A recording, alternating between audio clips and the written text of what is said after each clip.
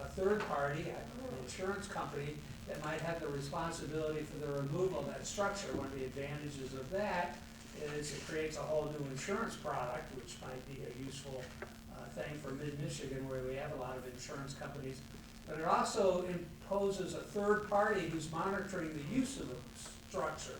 So if at the time of use, if there's contamination or some other activity that might increase the cost of the structural removal, then they're gonna come in and say, hey, wait, your premium just went up. You just did something that's gonna cost us more to remove the structure, and now your premium's going up. So it might incentivize good behavior by commercial and industrial property owners to make sure they don't leave contaminated sites behind. And again, generally, we're paying for as taxpayers. So it's a lot of efforts, and we're trying to push forward, and I would welcome the chance to work with you on advancing this. Okay, so just a follow-up question to that, Kim Trent, who also is MPLP alum, is now working with Governor Whitmer's office. I'm not sure the official title, but it has to do with workforce development, and I think it comes out of like the idea of a poverty czar, if you will. So I think some of those conversations might be helpful to have with her in terms of looking at how we might develop a workforce to be able to fulfill some of those needs. And deconstruction work is construction reverse. So bringing underutilized workers into a deconstruction opportunity, and we have substantial demand for construction workers. So it's a way to employ and train folks. Some of our employment and training agencies in Southwest Michigan are seeing this opportunity as well. So That's an excellent idea. okay. I would like to add, Rex touched on this briefly, and advisory recycling as well, is market development and bringing capacity to process these materials more local, because transportation costs, when you have to ship glass, say 4 to 6 hours away, eats into any kind of profit or incentive to actually collect the material. So the more not domestic processing, because actually that's getting better, the market's closing, but more processing capacity within the state of Michigan or within your local community to handle this material. So we don't have to take it as far to get to market, is immensely important. We did a study. I have a question. Oh, sorry. I'll just mention, we did a study on the potential for utilizing the Port of Muskegon as a collection point for structural material salvage in the Great Lakes Basin. If you think about the cities of the Great Lakes, the Chicago, the Toledos, the Milwaukees, the Detroits, there's a substantial amount of structural material that might be collected and moved to a single source that could help with the separation and reuse of valuable material. And what our findings were that, yeah, there's a lot of material and there's a potential, but our current shipping industry in the Great Lakes is what is called a bulk hold industry, where they throw it all in a bulk hold, and throwing this contaminated material would limit the capacity to move grains and other products that are moved to the bulk hold. We need a container shipping industry, because you could take that truck container right to the demolition site, push the material into the container, move the container to the port, move the container to Muskegon, have the sorting and separation and reuse sector right there. So you could create a substantial mass of material that, again, we gotta find end uses for, of course, because we don't want it all to end up in Muskegon. That's part of that transportation infrastructure. It's really expensive to move this stuff. Sorry, wanted to share that research. It's on our webpage, Pharmacology webpage. We should put that link on our website, Dr. Okay. Do you think working a recycling or disposal fee into a product's price is possible for individual businesses that are interested in product stewardship? And how do you sell suppliers on that fee when it decreases their competitive prices?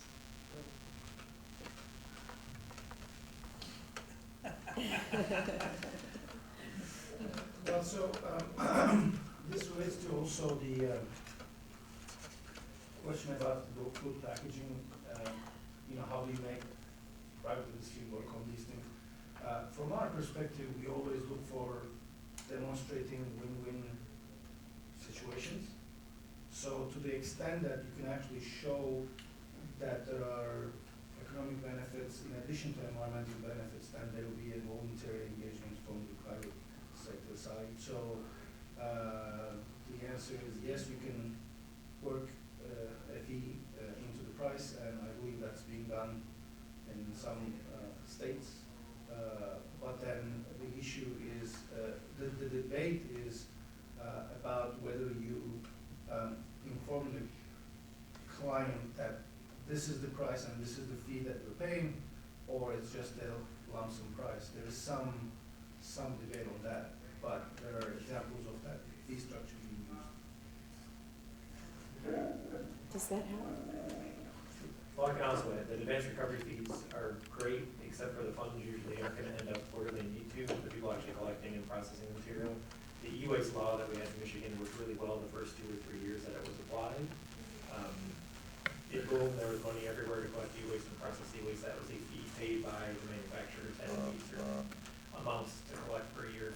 Like anything else, they figured out how to meet the regulation in the law, and again, we're back to paying to dispose of e-waste, and there's no funds coming to us to collect it or process it. So I think that's the biggest challenge with advanced recovery fees, just like those fees, is how do the finances, how does that revenue get to where it needs to go? The e-waste law worked great because the manufacturers were actually paying us for the material at that time. Okay. I'll just add one additional part, and I'm sorry you couldn't read the slide, I should have known that. That consumers are willing to pay more for what they believe to be green products. So if there is an additional markup by a particular product for a green, profile, and this goes back to the labeling, how do we make sure it actually is a green profile and not what they call greenwashing? Consumers are willing to pay, some consumers, I should say, are willing to pay that additional markup, so that the price competitive could be different. And if you present yourself as a sustainable green business, people might see the value of that and be willing to pay more for the product. Businesses know this. Could you address the issue of cross-contamination, not only for consumers, but also for industry, in terms of not only building materials, but particularly with food and some of the ways that some of the light packaging that is not recycled? I think the public really is underinformed about how they're contributing to the cross-contamination. I think the biggest challenge with that is, Mark, when we changed the single stream, it was pretty simple, dump everything in a bin, we bail it up, we ship it overseas. I think 70% of recycling was going overseas at that time.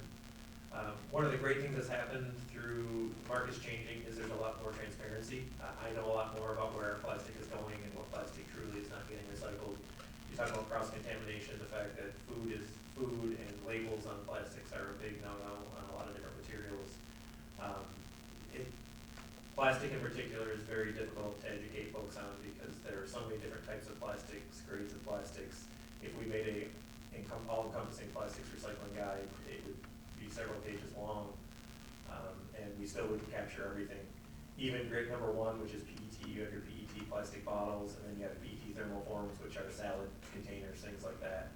There is no market in the Midwest for those PET salad bowls right now. They're not the same kind of plastic. They have a different melt point. It's a different recycling process. So we have a long way to go to be able to educate the consumer on what to do, because we're still learning ourselves, because again, market transparency is getting better, so we can actually tell you what's going on. Before, when you were just getting paid for your material, you would assume they would be paying you if they weren't recycling or had something to do with it. That wasn't always the case. Well, I was a little concerned about not only styrofoam, eliminating styrofoam, but also having been in the construction industry, drywall damage, and a lot of the waste and contamination that happens, that it's probably difficult in terms of sorting that out for reusing the wood and other materials. Yeah, this is, Well, you want drywall, I'll go on styrofoam.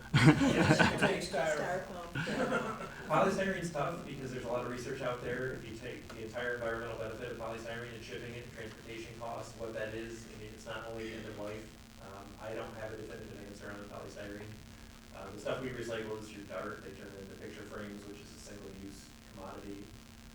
It's not infinitely recyclable or even recyclable multiple times. The jury's still out with me. I mean, some things have to, I prefer nothing ended up in the landfill, but there's also carbon emissions and everything else that goes with a product, and styrofoam really is complicated. I'm not an expert. We have somebody from the Plastics Chemistry Council in here. I'd love to hear it, but I'll let Rex talk about drywall. Yeah, the issue of material separation within structures It's a really good question, and our current, the stock, the building stock, the structures we have on the land now were in general not built to deconstruct. So part of the challenge, and it's as simple as using screws versus glue, separating products that are glued together contaminates, it's not good for recycling or reuse or repurposing. So we need to design structures differently. Some of what we're hearing is the value added of modularity that allows for the pulling apart of the different materials in such a way that we do less damage. So we're gonna have to design the structures differently for the future. I mean, we've got two paradigm challenges. We've got the current stock that we gotta deal with. How do we get it down? How do we pay for the removal of blighted structures? How do we maximize the salvage of that material where we can? And then what do we do for the future so that we don't leave future generations with another set of abandoned structures or debris? And so it really goes along that whole continuum of design, construction, reuse, deconstruction, salvage, and repurpose. It's a very, this is not gonna be easy, folks. If it had been easy, it would have already been done. But we get are the wicked problems, so this is one of them. Just to quickly point out that what Greg just talked about is exactly the two examples I gave from photocopier manufacturing and car industry, and they were doing this 13 years ago. I was referring to them making cars in a way that they can actually dismantle the car easier. So it's actually the same principle. Yeah. Okay, question at the back and then one over here. No?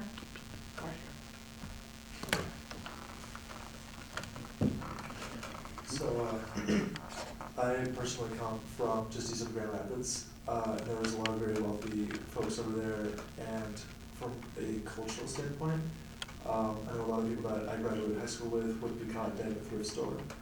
And I'm wondering, you guys mentioned a lot of, policy prescriptions for, enforcing, more sustainable practices, like a deposit fee or something, but maybe from a more sociological perspective, a more cultural perspective, might there be other ways